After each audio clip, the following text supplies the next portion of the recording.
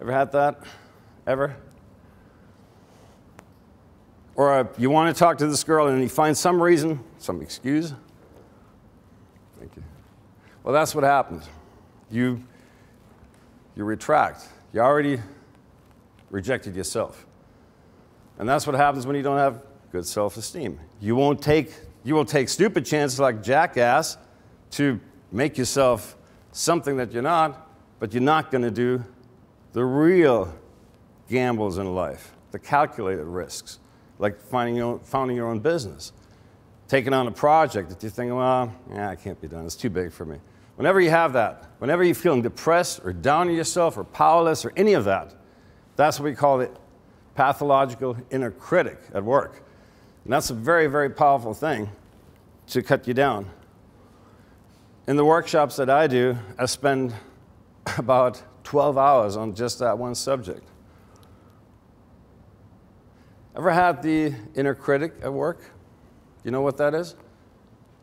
A psychologist or a sociologist named Eugene Sagan coined that term, and he called it the pathological inner critic.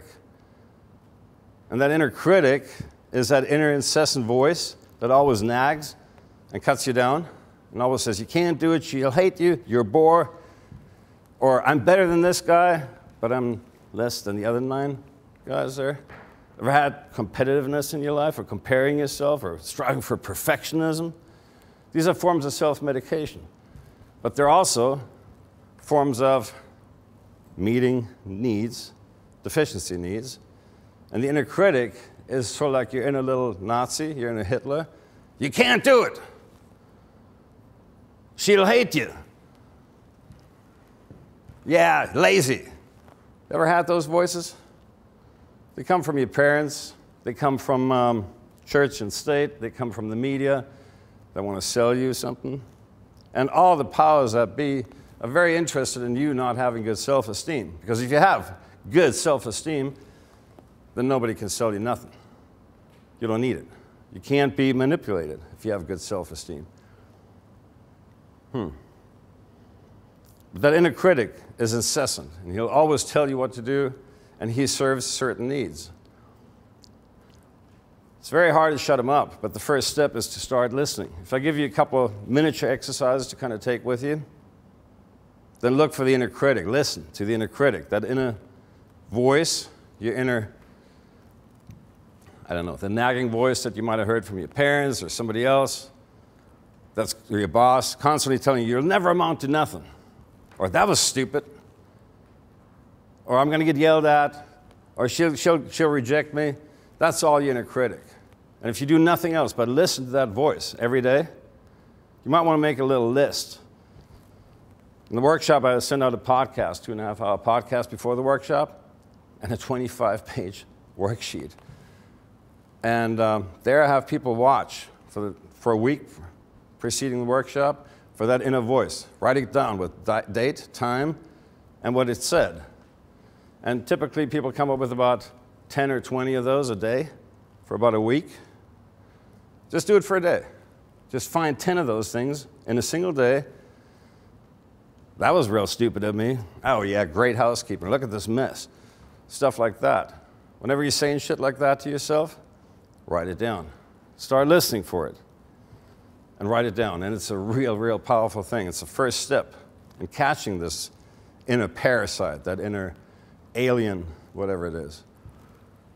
Get that. And then when you have a list like that, after like a day or maybe 2 or 3, of 10 points, just do 10 points a day. Nasty shit you said to yourself. Write it down, and then figure out what need it serves. Because it serves a need. I can't go into all the psychology behind it. That'll take us hours just to do that. Operant conditioning, variable ratio reinforcement schedule. Do the psychology behind it. It's very fascinating why you listen to that damn critic. Why would you listen to somebody who constantly cuts you down? Well, here's one good reason. Let's say you think, oh, she's going to reject me, or people are going to reject me, or I shouldn't go out and apply to these companies because they're going to reject me. It's like saying, look, you know, I hit took a hammer, tried to put a nail in the wall, and I hit my left thumb. And then people said, well, hit your right thumb, then it'll hurt less. That's a real cynical way of looking at things, but that's how people operate it. The inner critic will do one up on it. He'll say, look, you know, you're a dumbass, you're gonna hit yourself on the left thumb, so why don't you preemptively hit yourself on the right thumb? And then when you inadvertently hit yourself on the left thumb, it won't hurt so much. In other words, I'm gonna be rejected, so I'll reject myself first now. So when I will inadvertently get rejected, it won't hurt so much. Ever done that to yourself? I have. Everyone I've worked with has. That's one way, that's one need that this damn critic serves. And if you're aware of this, just that little awareness helped me a great deal.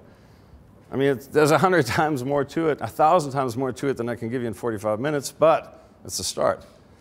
Or it does this. It drives you. Ever had perfectionism in your life? It's not good enough? Ever had that? Well, that's a motivational thing. You think, oh, I need to motivate myself to have this state that's unattainable. It's like the perfect 10, you know, it's asymptotical, can't be reached, only so close. And then people think, well, you know, if I motivate myself, if I didn't have that critic, I would be a lush, I would be a lazy fuck. I would never do anything. Well, yeah, that's one way to meet that need. There's a healthier way to meet that need. But if you're doing it, most people are using the critic to compare themselves to others on the off chance that they'll be that one time out of 100 when they're winning. It's like putting the slot machine, feeding the slot machine. Yeah, but the next time I could win. And that's reinforcing. It's creating an obsession. Variable ratio reinforcement schedule. Look it up in operant conditioning. Very powerful. Very friggin' powerful. Write that down. And whenever I have that list of 10 points a day, what you said to yourself, nasty shit, self-rejection, comparing, perfectionism, I should try harder. It's probably a critic at work, trying to kick you in the bum. But that's not the best way to meet that need.